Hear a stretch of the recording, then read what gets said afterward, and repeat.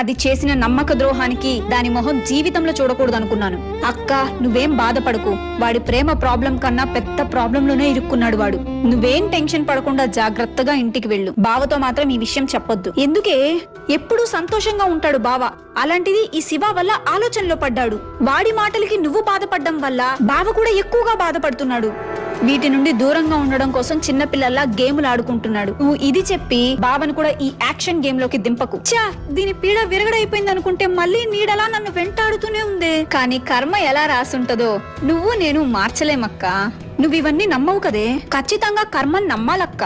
మీ పెళ్లి జరగాలని ఇంట్లో వాళ్ళు ఎప్పుడో డిసైడ్ అయ్యారు. అలాగే మీరిద్దరూ కూడా ఇష్టపడ్డారు. పుష్కల నీకు ద్రోహం చేసి మరి బావకి దగ్గరవ్వాలనుకుంది. అందుకే దానికి బావ దక్కలేదు. నువ్వు ఇప్పటి వరకు ఎప్పుడు దేవుణ్ణి నమ్మలేదు కదే.